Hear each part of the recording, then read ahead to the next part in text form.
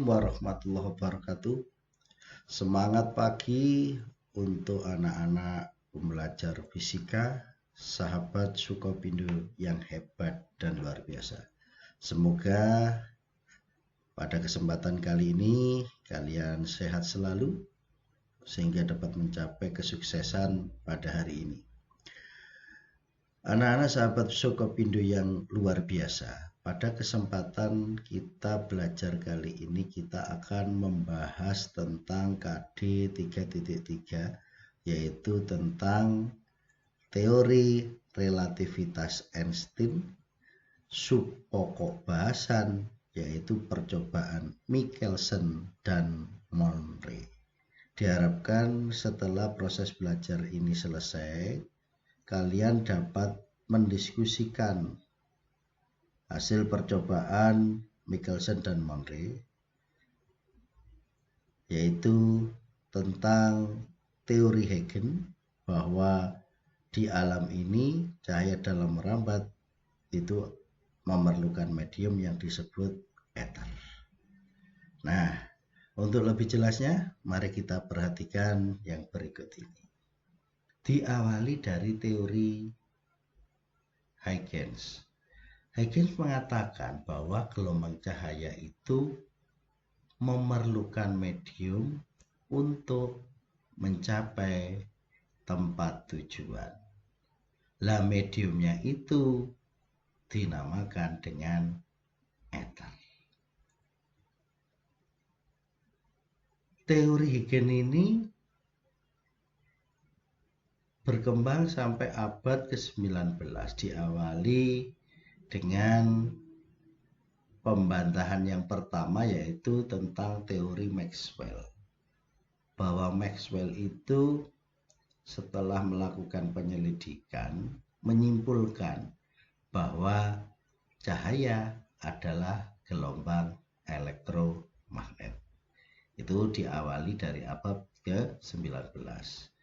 Dari sini maka ada seorang ilmuwan yaitu yang bernama Michelson dan Morley ingin membuktikan apakah benar bahwa di alam ini terdapat ether. Sehingga percobaannya itu terkenal dengan percobaan Michelson dan Morley. Bagaimana konsep yang ditawarkan oleh Michelson dan Monroe secara gampang dapat dianalogikan seperti ini. Kalau misalkan kalian lihat di situ ada sebuah kapal. Kapal ini melaju pada aliran sungai. Jadi dengan analogi yang sederhana, bahwa arus airnya itu dianggap ether, sedangkan perahunya dianggap kecepatan cahaya, memiliki kecepatan cahaya, tanahnya sebagai acuan, sehingga nanti kecepatan perahu terhadap tanah itu dilambangkan V aksen, sedangkan kecepatan arus terhadap tanah itu dilambangkan V. Dari analogi tersebut nanti kalian disuruh menuliskan persamaan dari percobaan Michelson dan Monroe. Ya. Bagaimana sebenarnya? Untuk lebih jelasnya kalian harus memperhatikan yang satu ini. Nah, gambaran tadi bisa saya jelaskan sebagai berikut. Kita anggap bahwa di sini ada perahu B. Perahu B ini bergerak dengan kecepatan C, tetapi arusnya bergerak dengan kecepatan V. Sehingga kecepatan perahu B ini tidak lain adalah C plus V dengan jarak yang ditempuh sebesar D. Itu saat perahu ini bergerak searah dengan kecepatan air. Kalau perahunya itu balik, ini dari sini ke sini, maka kecepatannya sekarang menjadi C min V. Nah, dari situ nanti perahu B ini dalam menempuh satu lintasan bolak-balik tidak lain adalah nanti D dibagi C plus V ditambah baliknya D dibagi C min V. Itu untuk arah horizontal. Artinya perahu B ini searah dengan arah kecepatan air. Ya, berarti nanti kalau kecepatan airnya itu dianggap ether, berarti perahunya ini saat bergerak ke kanan searah dengan ether, aliran ether, sedangkan saat berbalik berlawanan dengan ether. Nah ini, bagaimana kalau perahunya nanti, misalkan ini ada perahu A, perahu yang sama, ya kita kasih lambang A, tapi arahnya itu arah vertikal, berarti arahnya perahu ini adalah tegak lurus dengan aliran sungai. Kalau kecepatan aliran sungai atau tadi yang dimisalkan ether itu V, ya saat ke sana ini ke atas.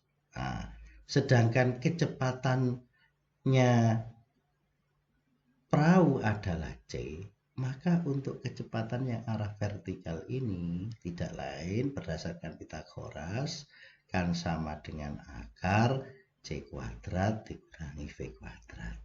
Jadi ini saat perahu berangkat dari bawah ke atas ya searah D. Untuk baliknya, nah ini ternyata kecepatannya sama, yaitu C kuadrat min V kuadrat.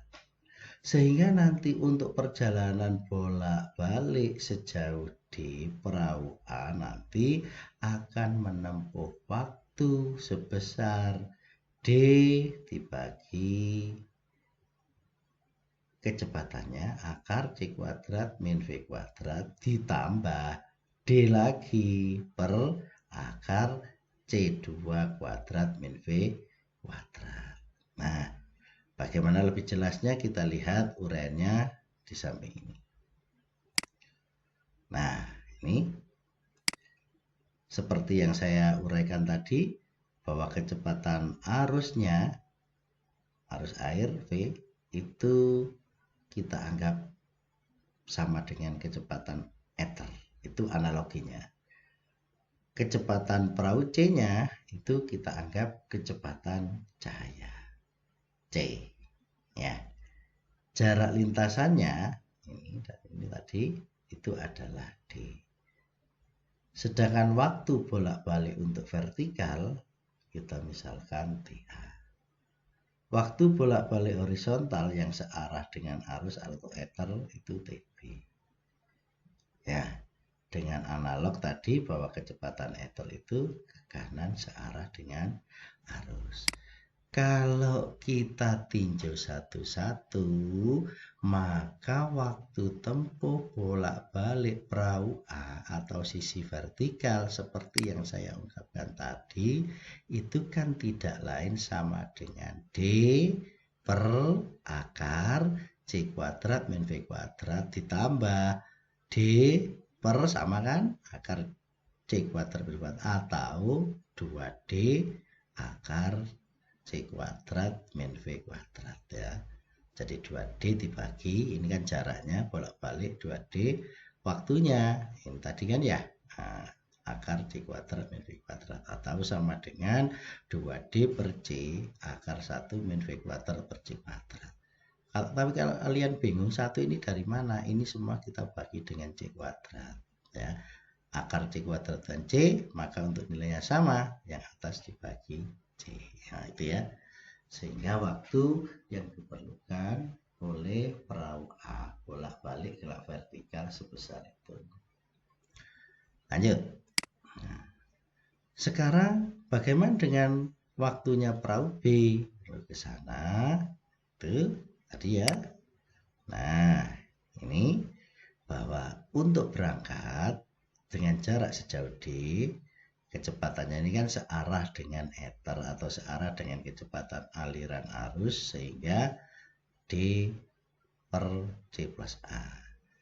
Untuk kembali, nah ini kecepatannya jadi c min v. Nah, itu kalau kita buat persamaan, ini dengan penyebut yang sama, c kuadrat min v kuadrat, nah, ya, akhirnya diperoleh 2d per c per c kuadrat min v kuadrat. Kalau ini ada akarnya, kalau ini tidak ada. Nah, itu adalah untuk perahu B.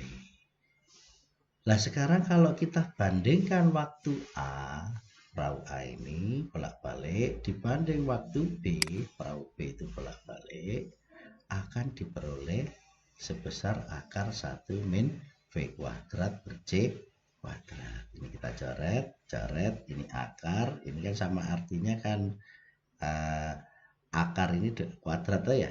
Nah, akhirnya diperoleh akar ini. Ya, akar 1 min V kuadrat per C kuadrat. Ini apa artinya? Nah, kalau nanti V-nya itu kita anggap 0 atau V-nya ini di sini kecepatan ethernya itu tidak ada 0, ini kan berharga 1. Artinya bahwa nanti waktu A dengan waktu B itu sama. Nah, kalau tadi itu kita analogikan, yang kita pakai sekarang adalah kecepatan cahaya, ya Michelson-Morley meninjau dengan alat interferometer. Nah, untuk lebih jelasnya, coba kita perhatikan gambar perjalanan sinyal seperti ini. Nih, kita perhatikan. Nah, itu. Nah,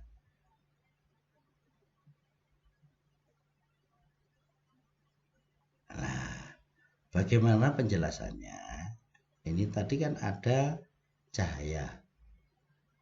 Satu cahaya.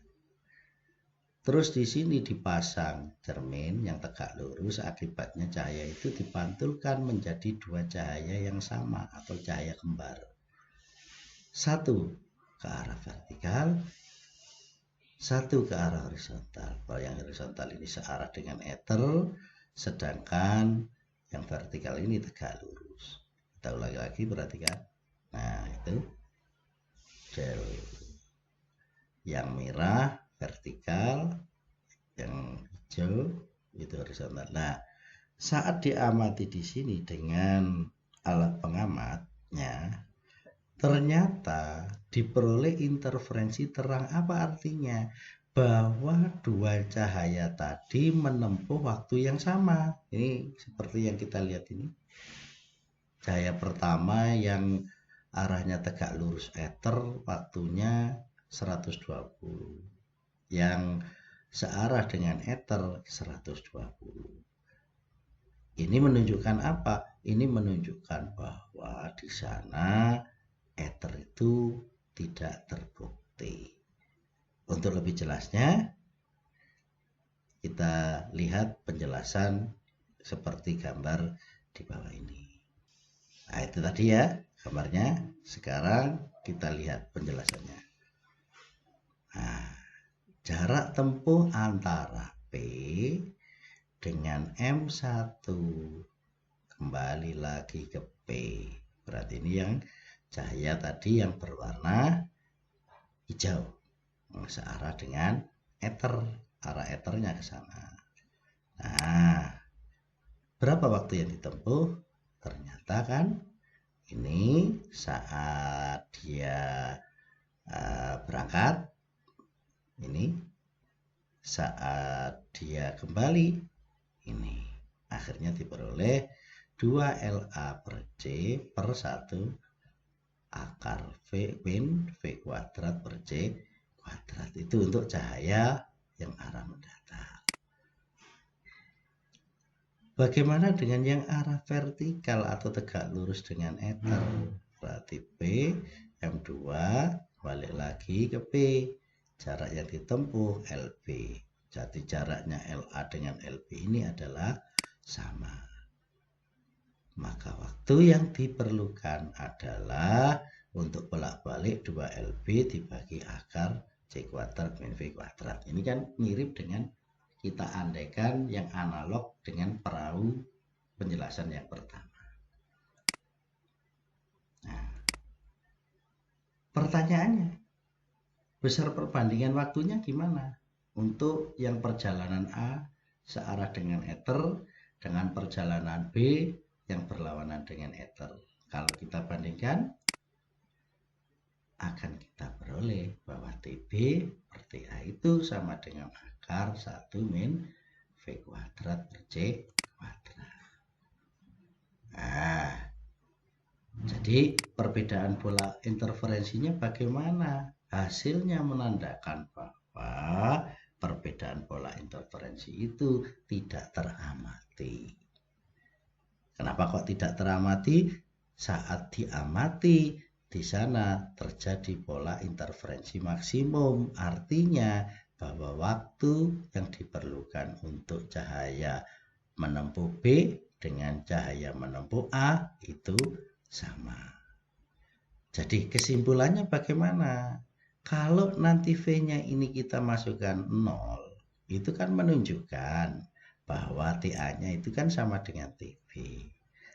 Artinya apa? Artinya di sana bahwa tidak terdapat ether. Nah, tadi itu terdapat akar 1 min V kuadrat C kuadrat. Nah, ini nanti kita akan berkaitan dengan teori berikutnya tentang kontraksi Lorentz karena hubungannya dengan panjang. Kalau panjang diamati oleh orang yang bergerak dengan kecepatan mendekati kecepatan cahaya, maka nanti terdapat koreksi. Koreksi itu dinamakan dengan kontraksi panjang Lorentz. Jadi kalau begitu kesimpulan percobaan Michelson dan Monroe itu bagaimana? Yang pertama tadi, bahwa dugaan atau hipotesa tentang keberadaan ether sebagai medium perambat cahaya seperti yang diutarakan oleh Huygens itu tidak benar. Kenapa? Karena di sana yang searah, cahaya yang searah dengan yang dianggap adanya ether dengan yang berlawan ether menempuh waktu yang sama. Karena waktunya sama itu menandakan di sana bahwa tidak ada ether. Yang kedua, bahwa kecepatan cahaya yang besarnya 3 kali 10 pangkat 8 itu adalah besaran mutlak. Artinya tidak tergantung pada kerangka acuan inersial pengamat. Jadi pengamatnya ada di mana saja, itu kecepatan cahaya tetap yaitu 3 kali 10 pangkat 8. Nah, itu nanti bisa kita pelajari untuk teori relativitas untuk bagian berikutnya. Nah, demikian yang bisa kita bahas. Semoga bermanfaat. Semoga memberi penjelasan yang gamblang pada kita tentang adanya ether atau tidak di alam ini, ya. Dan semoga bermanfaat dan untuk kita dan semuanya. Saya akhiri, wassalamualaikum warahmatullahi wabarakatuh.